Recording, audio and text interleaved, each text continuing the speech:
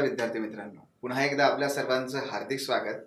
मित्रांनो, आपल्या या आजच्या सेशनमध्ये आपण UPSCची जी बहुप्रतीक्षित असते, दरवर्षीच असते, तर ती म्हणजे मुख्य परीक्षा.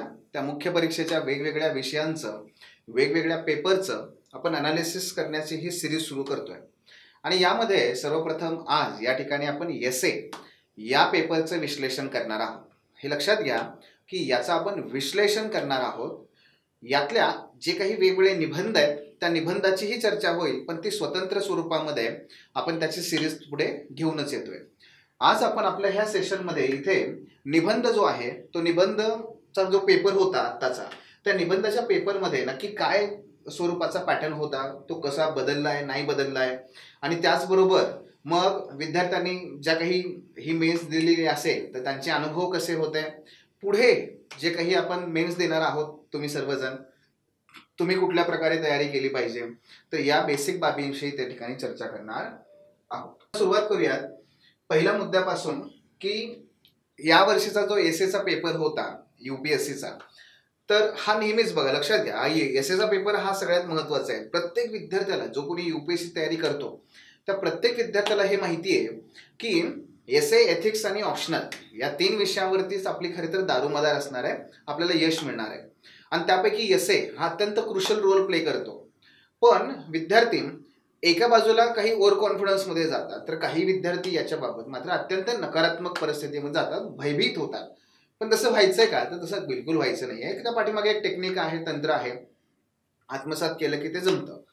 मग या वर्षीचा जो UPSCचा पेपर होता तर त्याचा पहिला प्रश्न आपल्याला हाच पडलेला असतो. तुम्ही नक्कीच प्रश्नपत्रिका पाहिली असेल तर पॅटर्न बदललेला होता का, आहे का? हो, बदललेला आहे. पण तो पूर्णपणे बदललाय का? नाही. तो बदल आहे, तो बदल दिसून येतो, पण तो पूर्ण बदललाय का? तर तसं नाहीये. तर जनरल टेंडन्सी काय झाली होती मागच्या 1-2 वर्षात आपण जर बघितलं तर जेव्हा एकूण सेक्शन ए आणि सेक्शन बी या असे 2 सेक्शन आहेत आपल्याला, त्यामध्ये 4-4 एसे आपल्याला ते देत आहेत, ऑप्शन्स खूप आहेत, लक्षात घ्या. तर ह्या अशा परिस्थितीमध्ये जे एकूण 8 विषय येतात त्यामध्ये सर्वाधिक जे विषय आहेत ते नाही म्हणलं तरी अमूर्त आणि तत्वज्ञानात्मक असे येतात. मग अमूर्त आहे, तत्वज्ञानात्मक आहेत. त्यामुळे मुलांचं काय होतं की हे जे विषय अशा प्रकारचे थोडेफार जास्त दिसले की मुलं म्हणतात अरे नाही हे सगळा पेपर्स ना फिलॉसॉफिकलच आहे. पण असं नाही आहे, हे लक्षात घ्या. हे आताही नाही आणि पाठीमागेही नव्हतं. दरवर्षी UPSC कडून जो एसे पेपर येतो त्यामध्ये येस डॉमिनंटली जे प्रश्न असतात किंवा जे काही हेडिंग असतात, टॉपिक असतात, हे अमूर्त आणि तत्वज्ञानात्मकच असतात. पण त्याचबरोबरीने त्यामध्ये विषयनिहाय म्हणजे काय, काही पॉलिटिकल, काही सोशल, काही त्या ठिकाणी सायन्स, ठिकाणी एन्व्हायरमेंट यांच्या संदर्भात सुद्धा आपल्याला एसेसाठी टॉपिक विचारले जातात, लिहिता येतात. आणि हे मित्रांनो लक्षात घ्या की पॅटर्न हे नुसतं मी तुम्हाला असं बोलून नाही सांगणार आहे. तुम्ही याकडे टेबलकडे बघा. हे पाठीमागच्या 2018 पासून 2023 पर्यंतच्या जे आपले एसेचे टॉपिक येतात 8, त्याचं केलेलं हे विश्लेषण आहे. यानुसार जर तुम्ही बघितलं तर हिस्टॉरिकल पहिला थीम घ्या. हिस्टॉरिकलवर आतापर्यंत फक्त 21 आणि 22 मध्ये एक टॉपिक त्यांनी विचारलेला होता. यावर्षी एकही हिस्टॉरिकल नाहीये. सोशल बघाल तर येस, दरवर्षी तुम्हाला सोशल वरती 1, 2, 3 या रेंज मध्ये तुम्हाला ते टॉपिक दिसून येतात. 18 आणि 19 मध्ये, 18 मध्ये 1, 19 मध्ये 2, 20 मध्ये 3, 21 मध्ये 1, 22 मध्ये 1 आणि यावर्षी परत 3. अशा पद्धतीने तुम्हाला सोशल म्हणजे सोसायटीशी रिलेटेड, सोशलॉजिकली तुम्हाला हे टॉपिक त्या ठिकाणी विचारले जातात. आणि मग जर आपण पॉलिटिकल विचार केला तर बघा 18, 19, 20 1-2 प्रश्न विचारलेलेच आहेत. 22 साली एक टॉपिक आलाच आहे. 23 म्हणजे यावर्षी एकही टॉपिक तसा तो नाहीच आहे. सायन्स, टेक आणि एन्व्हायरमेंट वरती 1 मधल्या काळात तो नाहीये, परत 2 आणि परत 1 यावर्षी परत त्याच्यावरती टॉपिक नाहीच आहे. पण तुम्ही जर बघितलं तर फिलॉसॉफिकल किंवा ॲब्स्ट्रॅक्ट टॉपिक जे आहेत, तर फिलॉसॉफिकल किंवा ॲब्स्ट्रॅक्ट टॉपिक मात्र खूप असतात. 5, 3, 4, 4, 4 आणि 5 अशा पद्धतीने यांचं डॉमिनन्स नेहमीच जास्त आहे. आणि म्हणून एसे म्हणजे फिलॉसॉफिकल, एसे म्हणजे ॲब्स्ट्रॅक्ट असं जे काही चित्र तयार केलं जातं तर ते याच्यामुळे आहे. पण याचा अर्थ असा नाहीये की तुम्हाला इतर काही थीमॅटिक बेस काही तुम्हाला विषय विचारलेच जात नाही, असं होत नाही. तुम्ही बघा, दरवर्षी सोशल एक तरी आहेच आहे, 2-3 इतके विषय आहेतच आहेत. ठीक आहे, मग यावर्षी उलट काय झालं, 5 आहेत एथिक्स बेस किंवा आपल्या फिलॉसॉफिकल बेस ॲब्स्ट्रॅक्ट, आणि 3 विषय आहेत सोशल बेस. त्यामुळे संमिश्रण होतं. आणि म्हणून आपण जर पॅटर्न बघितला तर तो तसाच आहे, त्यात काही फारसा फरक झालेला नाही. फक्त जे विद्यार्थी म्हणतात की एसे म्हणजे फक्त फिलॉसॉफिकल ॲब्स्ट्रॅक्ट असं नाहीये, एसे हे संमिश्र स्वरूपातच विचारले जातात, तेच आपण इथे लक्षात घेतलेलं आहे. नेक्स्ट, काठिण्य पातळी कशी होती. आता खरं तर हा प्रश्नच निर्माण व्हायला नाही पाहिजे यूपीएससीच्या संदर्भात, पण मुलांना अपेक्षा असते यावेळेसचा पेपर कसा होता, कठीण होता, सोपा होता. तर डेफिनेटली तो यूपीएससी प्रमाणेच होता. यूपीएससीने आपला दर्जा हा सदैव टिकवून ठेवलेला आहे आणि त्यामुळे तो यूपीएससीच्या धर्तीवर किंवा त्या दर्जाला साजेसा असाच पेपर होता, तो त्या पद्धतीने. पण एक मात्र आहे, अवघड होता सोपा होता याचं उत्तर आणखी एक प्रकारे देता येतं, ते म्हणजे व्यक्तीनुसार. विद्यार्थ्यांनी त्या ठिकाणी जर व्यवस्थित अभ्यास केलेला असेल, त्याचं तंत्र मंत्र लक्षात घेतला असेल, एसे ही कला आहे आणि कलेबरोबरच त्याचे काही पर्टिक्युलर ॲस्पेक्ट असे आहेत की जे तंत्राकडे झुकणार आहेत, हे जर समजून घेतले असतील त्या विद्यार्थ्यांना हे अवघड नाही आहे, हे डेफिनेटली अवघड नाही आहे. आणि मग या पद्धतीने आपण याच्याकडे बघितलं पाहिजे की हा दर्जा A1 आहे. त्यासाठी काय ते जसं संत तुकोबाराय म्हणतात बघा, येथे येरागाबाळ्याचे काम नाही, तसं येरागाबाळ्याचं हे काम नाही. मेहनत घ्यावी लागते, तंत्र शिकून घ्यावं लागतं, कला आत्मसात करावी लागते आणि सदैवाने सातत्याने प्रयत्न करावे लागतात, तर याच्यामध्ये मार्क्स मिळतात. नुसतं म्हणायचं नाही आहे अरे एसेमध्ये खूप मार्क्स मिळतात आणि प्रयत्न मात्र आपण करायचं नाही आहे, तर तसं चालणार नाही आहे. निबंधाचे विषय जर आपण थोडंसं त्याचं विश्लेषण केलं तर हे जे निबंधाचे विषय आहेत मित्रांनो, ते डेफिनेटली फार इंटेलेक्च्युअली डिमांडिंग होते, असतातही. ते म्हणजे असे सर्वसाधारण, मी नेहमी म्हणतो त्या पद्धतीने, मी खाल्लेला पहिला पुठाणा, बागेतला पहिला तो दिवस, रम्य तो पावसाळा, असे हे नसतात ना. इथे तुम्हाला ना एका सर्टन लेवलची इंटेलेक्च्युअल कॅपॅसिटी लागते, दर्शवावी लागते परीक्षकाला की हे बघ, ती बुद्धिमत्ता, ती बौद्धिक स्तर माझा विकसित झालेला आहे. तशा प्रकारचे हे एसेचे टॉपिक्स आहेत. कुठले मी सांगेन तुम्हाला पुढे. अमूर्त स्वरूपाचे आहेत. अमूर्त स्वरूपाचे विषय देण्यापाठीमागे आयोगाचा मुख्य हेतू काय माहिती आहे? अमूर्त म्हणजे काय हो? अमूर्त म्हणजे ज्याचा थांगपत्ता सहजासहजी लागत नाही. आता बघा ना, mathematics is the music of reason. थांगपत्ताच लागत नाही. मॅथमॅटिक्स कुठं, म्युझिक कुठं आणि रिझन कुठं? तीन वेगवेगळ्या प्रकारच्या शब्द, 3 वेगवेगळ्या शाखा आणि त्यांना एकत्र आणणारा हा टॉपिक अमूर्त. अमूर्त का? कारण त्याची दिशाच आपल्याला नक्की सापडता येत नाही, त्याचं नक्की स्वरूप कसं आहे हे ठरवता येत नाही. अमूर्त आहे, ना रंग आहे, ना दिशा आहे, ना त्याला कुठली चव आहे. त्या गोष्टीला आपण काय म्हणतो? अमूर्त म्हणतो. आणि त्यामुळे होतं काय, प्रत्येक व्यक्ती त्याच्या त्याच्या परीने त्याचा अर्थ लावण्याचा प्रयत्न करतो, समजून घेण्याचा प्रयत्न करतो. जसं हा पेन आहे, हा पेन अमूर्त आहे का? नाही, अमूर्त आहे. मूर्त म्हणजे काय? याला माहिती आहे, मला याच्या डायमेन्शन्स माहिती आहेत, याचा रंग माहिती आहे, याचा फील माहिती आहे. पण तसं लोकशाहीबद्दल बोललं तर लोकशाही अमूर्त संकल्पना आहे. लोकशाही, कुठला रंग दिसतोय तुम्हाला? भगवा, निळा, पांढरा, पिवळा, कुठला? लोकशाही. कसा त्याचा आकार आहे? चौकट आहे, त्रिकोण आहे, काय आहे? मित्रांनो, अमूर्त टॉपिक देण्यापाठीमागे प्रत्येकाने आपापल्या परीने लावलेला अर्थ. पण तो अर्थही कसा असावा? तो बौद्धिकदृष्ट्या तुमची एक बौद्धिक जी कुवत आहे ती दर्शवणारा असावा. आणि निबंधातून आपल्याला ते त्या ठिकाणी दर्शवायचं की ही बौद्धिक कुवत माझ्यात आहे. आणि हे मी करू शकतो. सेकंड, सखोल चिकित्सक विचार, क्रिटिकल थिंकिंग. क्रिटिकल थिंकिंग, आता आमच्यापैकी बऱ्याच जणांना हेच मुळात माहीत नाही, अजून कळत नाही. अगदी क्रिटिकल थिंकिंग म्हणजे काय? आता हे जे क्रिटिकल थिंकिंग आहे बघा, एक साधं उदाहरण सांगतो तुम्हाला. एनसीईआरटी जर तुम्ही पुस्तक वाचलं असेल तर त्यामध्ये कसं असतं बघा, की उदाहरणार्थ जलाशयाचे स्रोत आहेत, तलाव, नदी, डबक, एखादा झरा, मोठा डॅम, हे आहेत की नाही सगळे जलाशयाचे स्रोत आहेत, आहे की नाही, आणि हे स्वरूप आहेत. आता तुम्हाला प्रश्न असा विचारला, जलाशयाच्या स्रोतांचे प्रकार स्पष्ट करा. तर हा प्रश्न कसा झाला? हा क्रिटिकल थिंकिंगचा प्रश्न नाही आहे. हे सगळं वाचायचंय आणि लिहायचंय, सांगायचंय, हा हे 1 2 3 4 5.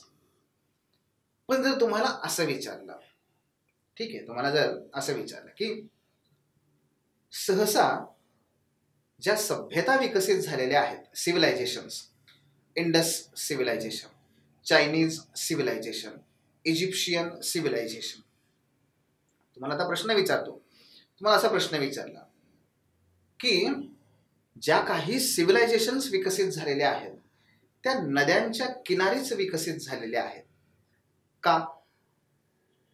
कशामुळे?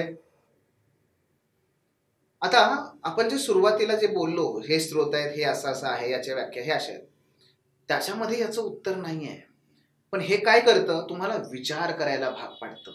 खरे असं का? नद्यांच्याच किनारी आतापर्यंतच्या सर्व सभ्यता का विकसित झालेल्या आहेत? पहिलं उत्तर तर सहज सापडतं हो. कोणतं? एक पिण्याच्या पाण्याचा आणि दुसरा शेतीचा. पण हे एवढ्या पुरतच मर्यादित आहे का? काहीच्या पलीकडे त्याचं महत्व आहे. कधी विचार केलाय का आपण? नसेल केला, आत्ता करा. करा विचार आणि नद्यांच्या किनारी सभ्यता का विकसित झालेल्या आहेत याचं उत्तर शोधा. पुस्तकात नव्हे, स्वतःचा विचार करून.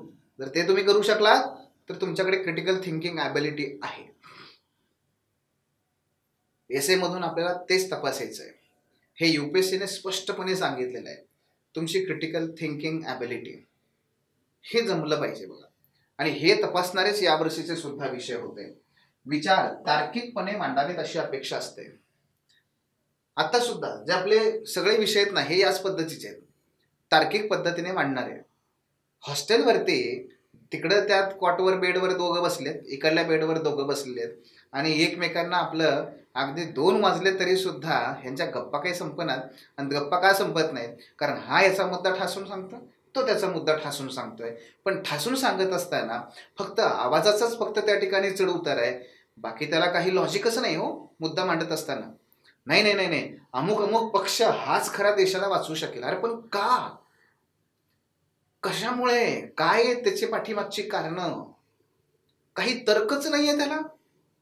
नाही नाही, हिंदू संस्कृती जगातली सर्वश्रेष्ठ आहे की बाबा, पण का?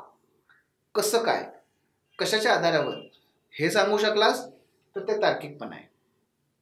आताच्या सर्व टॉपिक्समध्ये हेच अपेक्षित होतं. मी तुम्हाला उदाहरणासहित पुढे सांगणारच आहे. अमूर्त संकल्पना हाताळण्याच्या उमेदवारांच्या क्षमतेचे मूल्यांकन. हे लक्षात घ्या, ॲबस्ट्रॅक्ट कॉन्सेप्ट, ॲबस्ट्रॅक्ट टॉपिक याच्यापासून तुमची सुटका नाही आहे. जेवढं लवकर शिकता येईल शिकून घ्या. त्यांचे विचार संरचित पद्धतीने मांडण्याची, प्रभावीपणे मांडण्याची डिमांड करणारे हे सगळे टॉपिक होते. आणि म्हणून लक्षात घ्या, बौद्धिकदृष्ट्या काठिण्य पातळी यावर्षी फार हाय होती. चिकित्सक विचार आजही याही टॉपिकमध्ये पुढच्या वर्षी सुद्धा तुम्हाला ते येणारच आहे. तार्किकपणे तुम्हाला तुमचे मतं मांडावीच लागतील. तेच डिमांड आहे ह्या सगळ्या टॉपिक्सची. अमूर्त आहेत, त्यांच्या संदर्भातली तुमची क्षमता तपासली जाणारच आहे. आणि म्हणून जर रेंज विचाराल मार्क्सची तर पुन्हा एकदा अराउंड 125 ते 140 इथेपर्यंत मार्क्स मिळू शकतात यावर्षी सुद्धा मुलांना. आउटस्टँडिंग असेल तर अगदी 145-50 पर्यंत सुद्धा जाऊ शकतो. पण येस, अराउंड तेवढे मार्क्स मिळतील. स्केलिंग फक्त होऊ नये एवढी फक्त आशा. आता आपण काही टॉपिक्स बघूयात. बघा, हा आहे सेक्शन ए. याच्यामध्ये पहिला आहे बघा, thinking is like a game. Thinking is like a game. It does not begin unless there is an opposite team. 4 शब्द महत्वाचे आहेत. पहिला तर आहे थिंकिंग, दुसरा आहे गेम, तिसरा आहे बिगिनिंग, चौथा आहे ऑपोजिट टीम. तर पहिलं जर आपल्याला हेच आठवलं असेल, मी जे काही विद्यार्थ्यांना विचारलं तर काही ज्या विद्यार्थ्यांनी हा लिहिला ते म्हणाले सर मी सुरुवातच अशी केली आहे, काय man is a thinking animal. अरे वा, छान, मस्त. Man is a thinking animal. हो, आणि तेच आहे जे आपल्याला इतरांपेक्षा वेगळं करतं. पण मारला, पहिल्या बॉलला षटकार मारला, आता पुढे काय, पुढचं काय? हा, लक्षात येत आहे? बघा कसं याचं तुम्ही त्या ठिकाणी विश्लेषण करणार. Visionary decision making happens at the intersection of intuition and logic. Intuition and logic जर आपण बघितलं तर महेंद्रसिंह धोनी आपल्याला माहिती आहे, the greatest finisher of all time असं म्हटलं जातं त्याला. हा, सक्सेसफुल. जेव्हा जेव्हा तो येतो तो फिनिशर म्हणूनच येतो आणि मग त्या ठिकाणी तो मॅच जिंकून जाणार हे ठरलेलं असतं. किंवा कॅप्टन्सीमध्ये सुद्धा जेव्हा जेव्हा काही तो पेच प्रसंग निर्माण होतो तेव्हा त्याचा एखादा डिसिजन हा येस डेफिनेटली आउटस्टँडिंग असतो, ठरतो, भारत मॅच जिंकून बाहेर. तेव्हा त्याला एकदा विचारलं हे कसं काय जमतं तुला, कसं काय, हे काय नक्की काय, याच्या पाठीमाग काय सायन्स आहे? तर म्हणलं काही सायन्स नाहीये, ह्याच्या पाठीमागे काही सायन्स वगैरे नाहीये. यहाँ पे लगता है, माझ्या मनात जे वाटतं त्यावेळेस मला जे योग्य वाटतं मी तो निर्णय घेतो आणि तो होतो, खरा ठरतो. कसा काय मला नाही सांगता येणार, पण मी ते घेतो. आता डेफिनेटली अनेक विश्लेषक जे आहेत, तुम्ही वाचत असाल बरेच विश्लेषकांचं, तर ते धोनीच्या त्या निर्णयामागे लॉजिक शोधण्याचा प्रयत्न करतात. नाही नाही नाही, तो जरी असं म्हणत असला ना तरी सुद्धा त्याला माहिती होतं की हा असा हा बॉलर जो आहे हा शेवटी एवढे त्याच्यावर ओव्हर राहिले आहेत आणि तो या बॅट्समनना टाकला तर तो त्याला चांगला खेळू शकतो. काहीतरी स्टॅटिस्टिक ते देतात विश्लेषक आणि म्हणतात की नाही हे बघा हे लॉजिक आहे, याच्यामुळे त्याने असा निर्णय घेतला. पण धोनी मात्र म्हणतो माहित नाही, असेल बुवा, पण मला जे वाटलं ते मी केलं, इंट्युशन आहे. मित्रांनो, हे अशा पद्धतीने जेव्हा आपण ह्या टॉपिक्सकडे बघतो तेव्हा आपल्याला काय आठवतं, आपल्याला काय समजतं, आपल्याला त्यातून काय अर्थ प्राप्त होतो, बोध होतो, ह्या सगळ्या गोष्टी ज्या आहेत त्या तुमच्या एसेमधून रिफ्लेक्ट होतात आणि त्यातूनच जाणवतं की तुमची बौद्धिक पातळी काय आहे, तुम्ही कशा प्रकारे त्याचा चिकित्सकपणे विचार करता. आणि हे फक्त क्रीडा क्षेत्रात आहे का? नाही, हे कसं आहे, हे तर प्रत्येक क्षेत्रामध्ये आहे. राजकीय क्षेत्रातला ज्याला बॉम्ब म्हणलं जातं असा नोटाबंदीचा निर्णय तो काय असेल, तो इंट्युशनवरती आधारित असेल का तो लॉजिकवरती आधारित असेल? काय वाटतं तुम्हाला? कशा पद्धतीने? त्याचबरोबर डिफेन्स मधला एखादा निर्णय, पुतीनने घेतलेला जो निर्णय होता तो लॉजिकल होता का युक्रेनवरती हल्ला करण्याचा? का त्याला कुठेतरी मनोमन वाटत होतं की काही जग काहीच करू शकणार, जग गेलं तिकडे पाण्यात, काही करू शकत नाही जग, काय इंट्युशन वरती होतं? आतापर्यंत जर आपण बघितलं तर विज्ञानातले जे शोध आहेत हे जेवढे लॉजिक वरती लागलेले आहेत तेवढे इंट्युशन वरती पण लागलेले आहेत का? इंट्युशनला आणखी एक शब्द वापरला जातो गट फिलिंगचा. मित्रांनो, ही गट फिलिंग जी असते ही येते कुठून? ज्याला सायकोलॉजीमध्ये सिक्स्थ सेन्स म्हटलं जातं. हा सिक्स्थ सेन्स काय आहे? अशा अनेक बाबी आहेत, पण हे तुम्हाला सगळं माहिती असायला पाहिजे ना, तर तुम्ही हे सगळं सांगू शकाल. मग त्यासाठी आपली बौद्धिक कुवत, मग त्यासाठी काय करावं लागेल? वाचन करावं लागेल, वाचन वाढवावं लागेल. आपले ज्ञानचक्षु, ज्ञानाचे चक्षु म्हणजे काय, तर आपले जे कान, डोळे, नाक सगळं हे सगळं नेहमी ओपन ठेवावं लागेल. जिथून कुठून आपल्याला काही गोष्टी जमतात, दिसतात, त्याच्याकडे चिकित्सकपणे बघावं लागेल. आहे तसं स्वीकारून नाही चालणार. फक्त पुस्तकामध्येच वाचायचं का पुनर्जागरण आणि एनलाइटनमेंट, असं ते नाही हो. आपल्या स्वतःच्या पण आयुष्यात केलं पाहिजे, तर ते करायला शिकायला पाहिजे. आपण ह्या प्रत्येकाचं स्वतंत्रपणे चर्चा करणार आहोत, मी जसं तुम्हाला सांगितलं तसं. पण मला तुम्हाला यातून फक्त आत्ता या ठिकाणी सांगायचं आहे काय की तुम्ही काय करावं. तर तुम्ही हे केलं पाहिजे. हा, लक्षात घ्या, अवघड आहे का तसं नाही आहे. अमूर्त टॉपिक असतात, फक्त तुम्हाला ते काय करावं लागतात, डेसिफर करावे लागतात की याची दिशा ठरवावी लागते, कोणत्या दिशेला घेऊन जाऊ असं. Not all who wander are lost. Lord of the Rings नावाचा चित्रपट तुम्ही पाहिला असेल. J.R. टॉकिन्स त्याचे लेखक, त्यांचं हे कोट आहे. पण म्हणून आपण सगळा तो लॉर्ड ऑफ द रिंगचा मूवी लिहायचा का? नाही लिहायचा. कारण ते काय आहे बघा, ही वैश्विक असतात, ही वैश्विक स्वरूपाचे कोट असतात. फक्त म्हणून त्या व्यक्तीपुरतंच तिथं लिहायचं असं नसतं ते.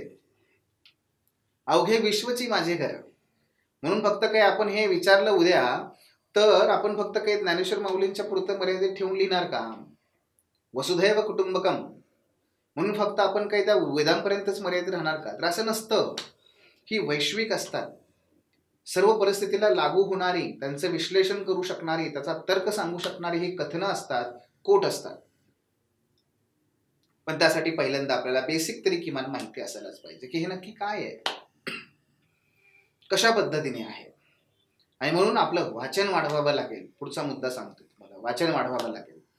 सो बौद्धिक कुवत वाढवावी लागेल एका बाजूला, दुसऱ्या बाजूला आपलं जे काही ज्ञानचक्षु आहेत त्यांचा कक्षा रुंदवावे लागतील, हे करावं लागेल. चिकित्सक विचार करावा लागेल. तिसऱ्या बाजूला आपलं वाचन वाढवावं लागेल. Inspiration for creativity springs from the effort to look for the magical in the mundane. रचनात्मक की प्रेरणा लौकिकता के चमत्कार, लौकिकता में चमत्कार ढूंढने के प्रयास से उपजती है. आमच्या मराठी मुलांचा आणखी एक प्रॉब्लेम होतो बरं का, तो म्हणजे ना धड इंग्लिश आउटस्टँडिंग आहे, ना धड ते हिंदी चांगलं आहे. आता हिंदीपेक्षा मग बऱ्याच वेळेस काय होतं, इंग्लिश परवडलं असे म्हणायची वेळ येते. Inspiration for creativity, inspiration for creativity spring from the effort to look for the magical in the mundane. आता इथपर्यंत कळलं, पण हे मंडेन काय आहे बाबा, इथे आम्ही गडबडलो. त्यामुळे काही किमान स्तरापर्यंत इंग्रजी भाषेचं ज्ञान असणं अपेक्षित आहे. हे पुढचं मला सांगायचं आहे, त्यामुळे मी तुम्हाला त्या अर्थाने सांगितलं. मी स्वतंत्रपणे चर्चा करणारच आहे, मी म्हटलंय तुम्हाला. पण या ठिकाणी मंडेन काय, तर हेतून लक्षात ठेवा की आपल्याला काही इंग्रजी भाषेचं किमान ज्ञान त्या ठिकाणी अपेक्षित आहे. सेक्शन बी मध्ये सुद्धा हा थोडासा बघा कसा होता, ज्यामध्ये जर हा आपण एक टॉपिक सोडला यातला, mathematics is the music of reason, तर बाकी तिन्ही टॉपिक अगदी वरवर सुद्धा तुम्हाला दिसतील हे सोशल नेचरचे. Girls are weighed down by restrictions, boys with demands two equally harmful disciplines. लड़कियां बंदिशों की तथा लड़के अपेक्षा के बोझ तले दबे हुए होते हैं, दोनों ही समान रूप से हानिकारक व्यवस्थाएं हैं. आता हा सोशोलॉजीमध्ये पार्सन्स नावाचा थिंकर आहे, आणि सोशोलॉजीमध्ये जे फंक्शनलिस्ट विचारवंत आहेत तर ते हे नेहमी सांगतात की समाज काय करतो, स्त्रियांना नेहमी सौंदर्यात्मक दृष्टिकोनातून वाढवत असतो, संगोपन करतो, सामाजिकीकरण करतो. स्त्रियांकडून नेहमी तो अपेक्षा करत असतो. तिने काय करावं, तिने प्रेमळ असावं, तिने कुटुंबातल्या सगळ्यांची व्यवस्थित काळजी घ्यावी, तिने कुटुंबात नवऱ्याने 4 पैसे कमी दिले की जास्त दिले व्यवस्थित घर भागवावं, तिने बालकांचं योग्यरित्या सामाजिकीकरण करावं, संस्कार घडवावेत, ह्या सगळ्या तिच्याकडून अपेक्षा आहेत. तिने नवीन कुटुंबात गेल्यानंतर तिथल्या लोकांप्रमाणे स्वतःला बदलावावं आणि नव्या लोकांना आपलंसं करावं, ही तिच्याकडून अपेक्षा आहेत. हा समाज सगळा करत असतो ह्या अपेक्षा. आणि दुसरीकडे मुलग्याला कसा वाढवतो हा समाज, तर तो म्हणजे लड़कियां बंदिशों के तथा लड़के अपेक्षा के बोझ तले दबे हुए होते हैं, दोनों ही समान रूप से हानिकारक व्यवस्थाएं हैं. समाजशास्त्रामध्ये पार्सन्स नावाचा एक थिंकर आहे, आणि त्याचबरोबर काही फंक्शनलिस्ट विचारवंत पण आहेत. ते काय म्हणतात बघा की मुलं म्हणजे बॉईज आणि मुली या दोघांना समाज एका विशिष्ट पद्धतीने वाढवत असतो. आणि तो म्हणजे कसा, तर मुलींच्या संदर्भात त्याने सातत्याने काही बंधनं टाकलेली असतात आणि मुलग्यांकडून काही अपेक्षा केलेल्या असतात. आता मुलींकडून अपेक्षा असतात नसतात असं नाही, असतात, पण ती सगळी बंधनांच्या स्वरूपात असतात. आणि ह्या बंधनांच्या मग तिच्या शिक्षणासंदर्भातली बंधनं असतील, तिच्या वागण्याबद्दलची बंधनं असतील, तिने हसावं कसं इथपासूनची बंधनं असतील, तिने कुठे काम करावं की न करावं इथपर्यंतची बंधनं असतील, तिने स्वतःच्या महत्वाकांक्षा कशा बाळगाव्यात, बाळगू नयेत याबद्दलची बंधनं असतील. तिने विवाह कधी करावा, कधी करू नये या पद्धतीच्या बंधनं असतील.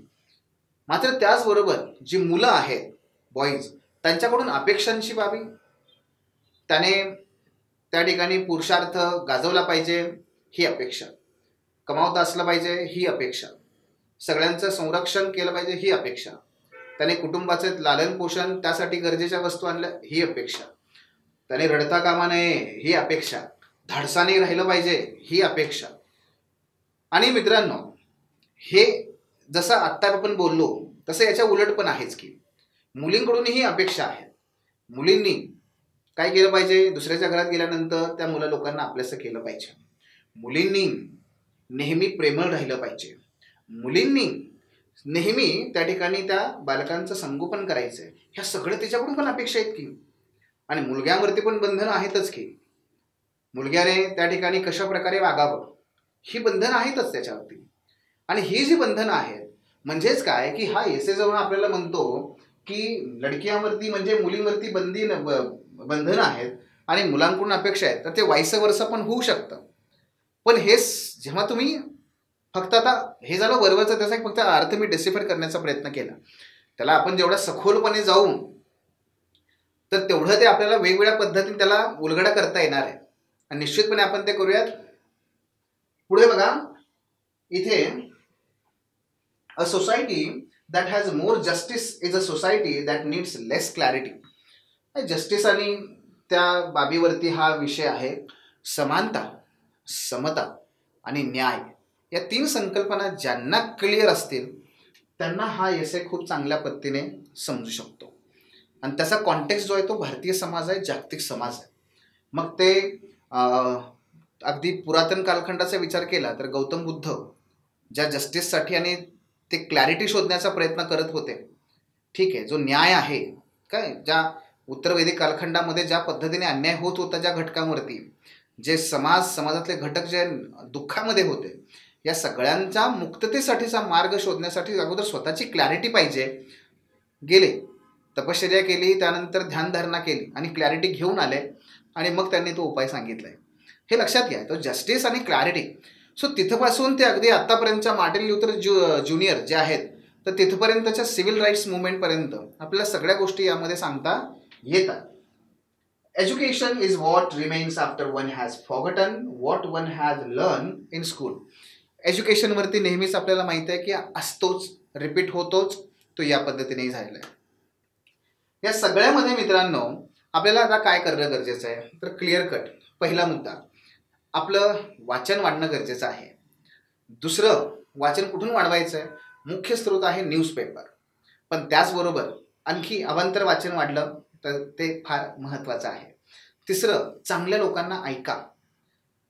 यूट्यूबवरती अनेक चॅनल्स आहेत की जिथे तुम्ही ते ऐकू शकता, तर अशा चांगल्या लोकांना ऐका. कारण एक व्यक्ती म्हणजे त्याच्या जे काही 50-60 वर्षामध्ये त्याने जेवढं काही जीवन जगलं आहे, जेवढी पुस्तकं वाचली आहेत ना, तो तुम्हाला एका तासाभरात तो तेवढं ज्ञान देऊन जातो. त्यामुळे त्या व्यक्तीची ऐका, चांगल्या चांगल्या लोकांना ऐका. हे तुम्ही तिसरं करू शकता. चौथं, चांगल्या सवयी स्वतःला लावा. ते म्हणजे स्वतःचे जे काही एथिक्स आहेत, मोरॅलिटी आहे, या गोष्टी ठरवा. आपण हे असं का वागायचं आहे, कशामुळे वागायचं आहे, आणि तसं इतरांशी वागा. डेफिनेटली त्यातून तो चांगुलपणा आपोआप तुमच्या निबंधातून पुढे येतो. आता किमान एवढं तरी करा. जेव्हा आपण यातला प्रत्येक टॉपिक घेऊन स्वतंत्रपणे डिस्कशन करू तेव्हा डेफिनेटली आणखी काही गोष्टी मला तुम्हाला सांगता येतील. पण मी एवढं सांगेन की यासाठी तुम्ही आपलं जे ॲप आहे the officer your personal mentor, अँड्रॉइडवरती याचा आपला ॲप आहे. या ॲपच्या माध्यमातून आपण ती सिरीज सुरू करतोय. तर तुम्हाला त्या सिरीजमधले सगळे लेक्चर टॉपिक वाईज सगळ्या विषयांचं विश्लेषण हवं असेल तर त्यानुसार तुम्ही हे ॲप डाउनलोड करू शकता आणि याच्यावरती तुम्हाला तशा प्रकारचा एक फ्री कोर्स त्या ठिकाणी उपलब्ध होईल. तर डेफिनेटली त्याचा आनंद तुम्ही तिथे घेऊ शकता आणि तुम्हाला खूप चांगले मार्क्स देखील त्यामध्ये मिळू शकतात. तेव्हा मित्रांनो, ही सिरीज आपली सुरू होते तेव्हा विसरू नका, दररोज वेगवेगळ्या विषयांना वेगवेगळ्या पेपरना घेऊन आम्ही येतोय. तेव्हा ह्या सर्व सिरीजमध्ये सहभागी व्हा. तुम्हाला जे प्रश्न पडत आहेत कॉमेंट्समध्ये विचारा. नसेल खालती टेलिग्राम आणि त्या ठिकाणी फोन नंबर्स आहेत, त्याच्या माध्यमातून संपर्क साधा आम्ही सदैव तयार आहोत तुम्हाला मदत करण्यासाठी. धन्यवाद. The officer your personal mentor चॅनलच्या नवनवीन अपडेट्ससाठी चॅनलला लाईक, सबस्क्राईब आणि शेअर करा. थँक्यू.